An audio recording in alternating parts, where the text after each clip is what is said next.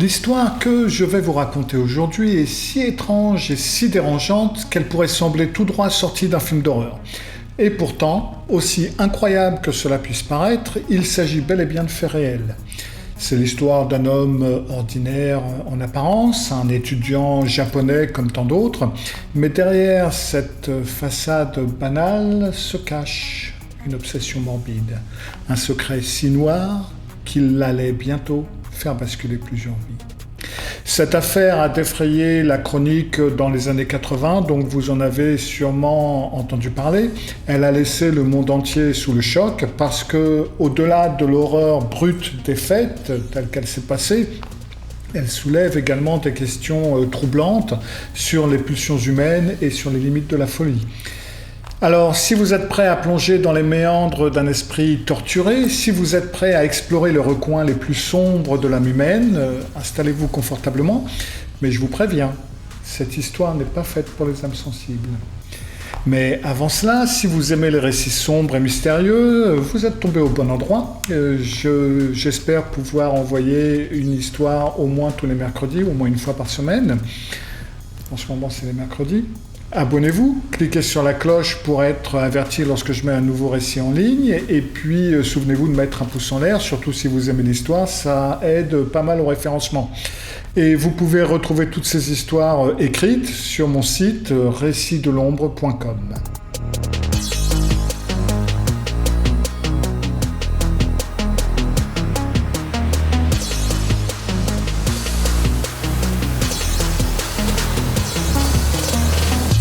C'est par une nuit sans lune, au début des années 1950, qu'un petit garçon japonais qui s'appelle Issei Sagawa fait un rêve qui va changer le cours de sa vie.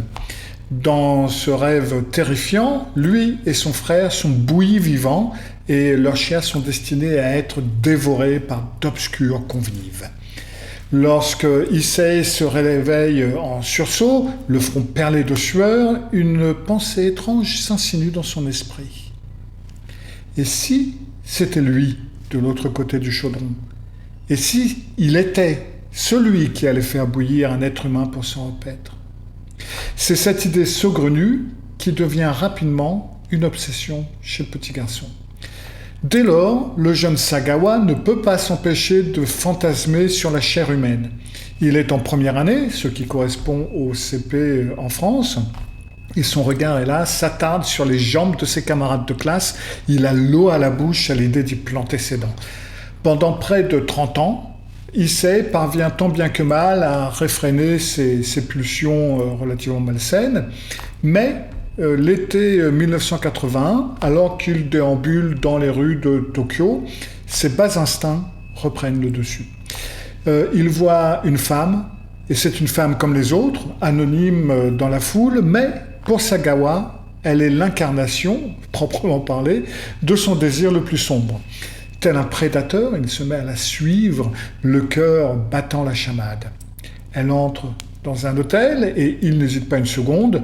Après avoir fait le tour du bâtiment, il se faufile par une fenêtre entrouverte et se retrouve dans la chambre de sa proie.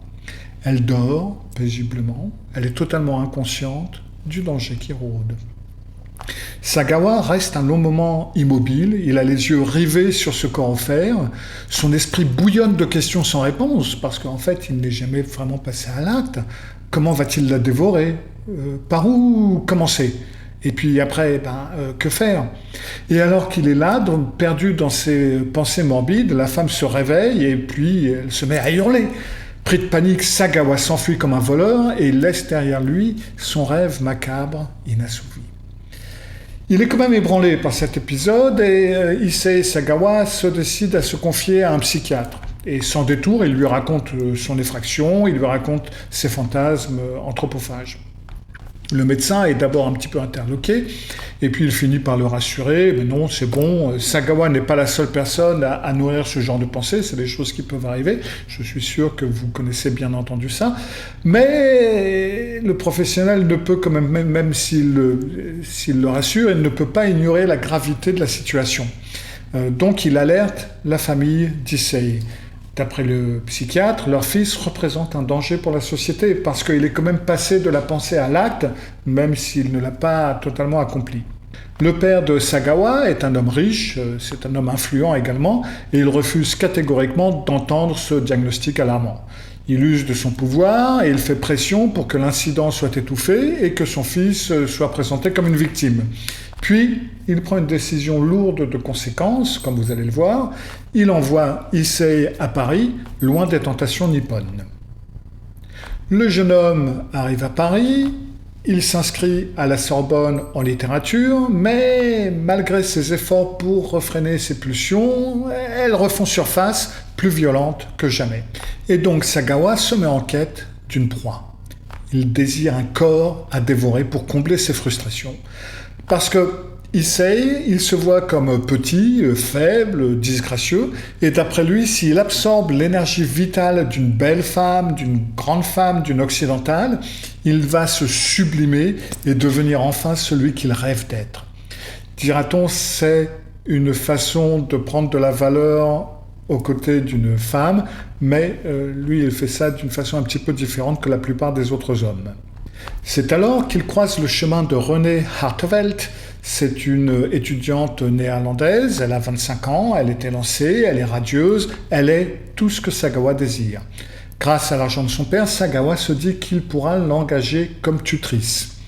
Renée, elle, ne se doute de rien, elle voit en cet étudiant japonais un garçon timide, studieux, mais derrière ses lunettes de premier de la classe, Issei dissimule des pensées qui sont plutôt d'une noirceur abyssale. Au fil du temps, Sagawa établit une relation de confiance avec Renée et arrive le moment où il peut donc engager la jeune femme comme tutrice personnelle et donc il resserre un petit peu les mailles du filet qu'il tisse patiemment autour d'elle. Les voilà bientôt amis, ils passent de longues heures ensemble à étudier, à discuter, et un jour, tout naturellement, Issei propose à Renée de venir chez lui. C'est une première dans leur relation, et la jeune femme accepte volontiers. Ils sont assis dans l'appartement, donc elle aussi, elle est assise dans l'appartement, elle lui tourne le dos, et c'est le moment que Issei choisit pour passer à l'acte. Il quitte la pièce, l'air de rien, le cœur battant, et il revient armé d'un fusil. Il a le doigt sur la détente, il vise Renée, prêt à faire feu. Mais le destin semble en décider autrement, l'arme s'enraye et elle épargne de cette façon la vie de la jeune femme. Sagawa reste un instant pétrifié, le fusil à la main. Renée, elle, est totalement inconsciente du drame qui vient de se jouer dans son dos, elle ne remarque absolument rien. Issei finit par ranger l'arme, le visage impassible, comme tout bon japonais, et il revient s'asseoir, comme si de rien n'était, mais son esprit est en ébullition. Est-ce que ce contretemps est un signe qu'il doit renoncer à son projet ? Les heures passent, et Renée finit par quitter l'appartement. Une fois seul, Sagawa prend une décision lourde de conséquences. Il se dit « Je dois aller jusqu'au bout. La prochaine fois, ça sera la bonne. » Et cette prochaine fois ne tarde pas vraiment. Quelques jours plus tard, Renée est de nouveau chez Issei et encore une fois, elle est assise à un moment donné dos à lui. Et cette fois, quand Sagawa revient avec son fusil, l'arme ne le trahit pas, le coup part et fauche la vie de la jeune néerlandaise en pleine fleur de l'âge. L'espace d'un instant, Issei est pris de remords. Est-ce qu'il doit appeler une ambulance ? Est-ce qu'il doit tenter de sauver Renée ? Mais la tentation est beaucoup trop forte, le désir est beaucoup trop pressant. Tu as attendu si longtemps pour cette occasion, se dit-il, et donc fébrilement, il tente de prendre une bouchée du corps sans vie, mais la chair est coriace et peu ragoûtante. Mais qu'à cela ne tienne, Sagawa, qui est déterminé quand même, va courir dans un magasin, il achète le matériel nécessaire à son macabre projet.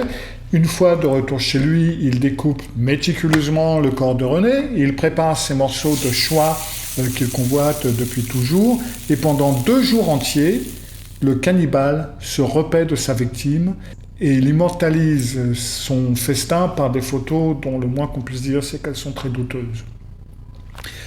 Une fois rassasié, Sagawa stocke certains restes de Renée dans son congélateur, et puis il jette les morceaux superflus qu'il ne peut pas utiliser dans une valise, et il compte aller la noyer dans un lac ou dans la Seine, enfin bref. Et c'est en trimballant son bagage, qui est très encombrant dans les rues de Paris, qu'Issei attire l'attention. Les passants sont intrigués par cette valise suspecte et alertent donc la police qui arrive relativement rapidement. Lorsque les forces de l'ordre l'interceptent, Sagawa n'oppose absolument aucune résistance et quand il découvre l'effroyable contenu de sa valise, le cannibale avoue son crime avec un calme totalement déconcertant. « Ben ouais, je l'ai tué pour manger sa chair », confesse-t-il sans ciller.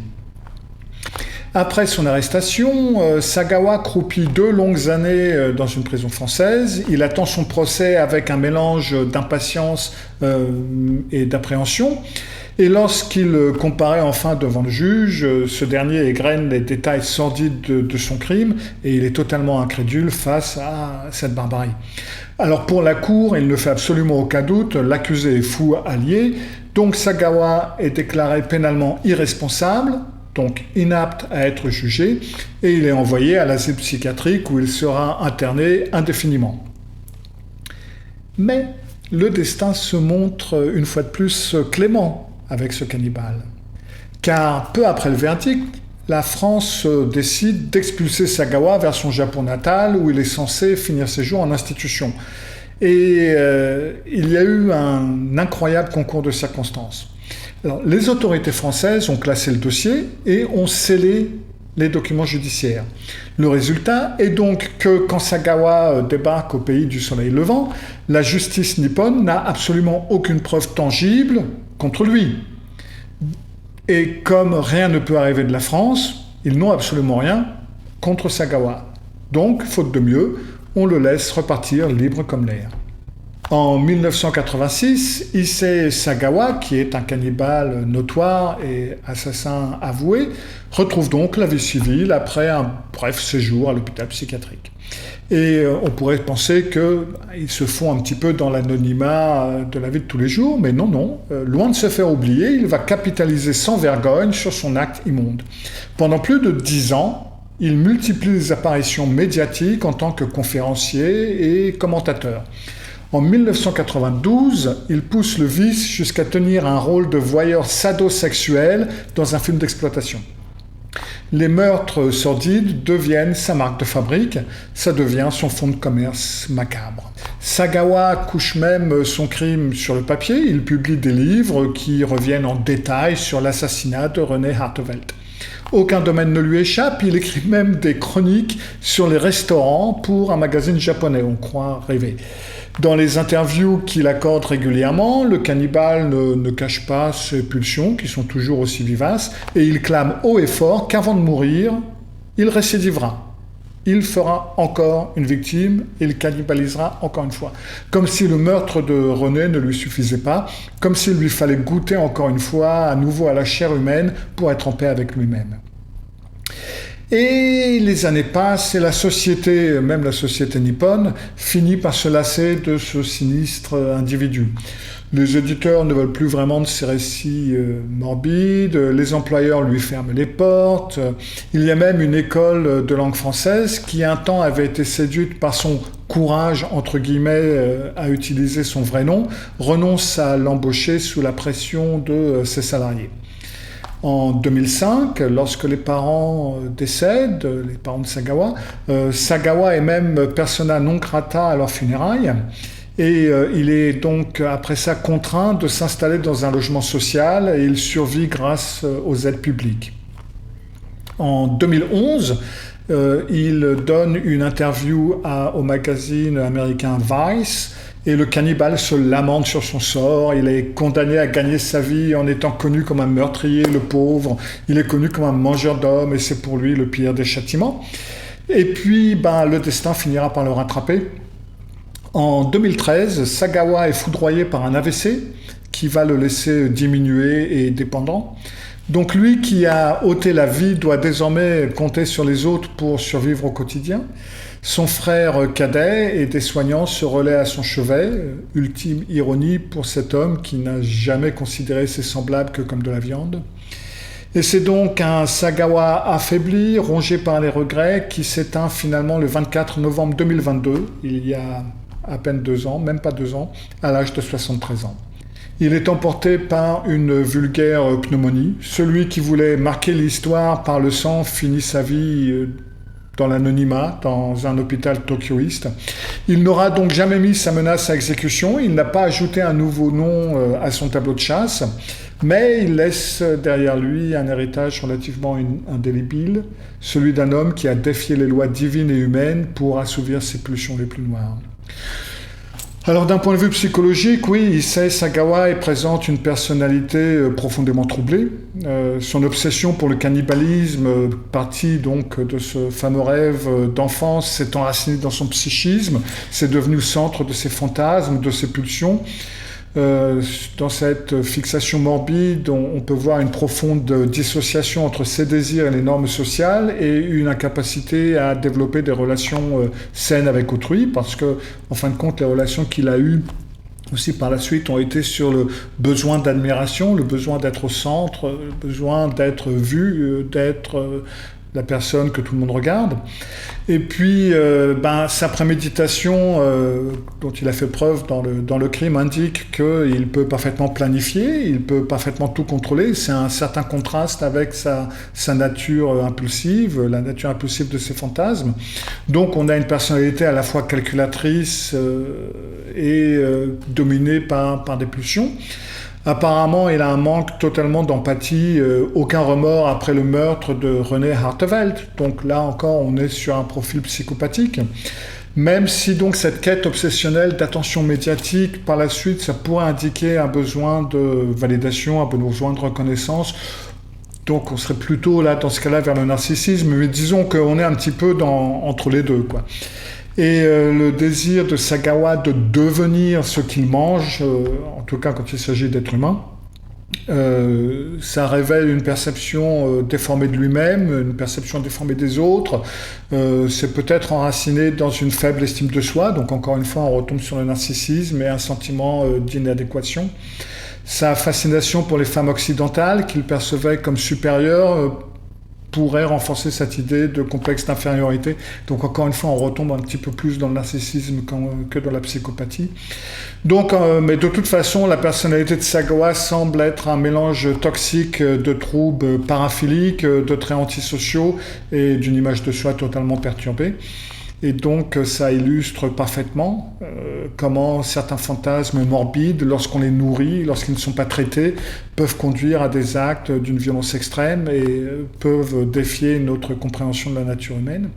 Et ça devrait aussi nous porter à penser à la façon dont on nourrit et dont on ne traite pas certaines des idées un petit peu bizarres que certaines jeunes personnes peuvent avoir aujourd'hui et à ce à quoi ça va mener. Voilà, c'était tout pour aujourd'hui, pour ce récit de l'ombre. J'espère que vous avez aimé. Si vous avez aimé, souvenez-vous de mettre le petit pouce en l'air. Et je vous retrouve, si tout va bien, d'ici une petite semaine pour un récit de l'ombre, encore une fois. Faites bien attention à vous.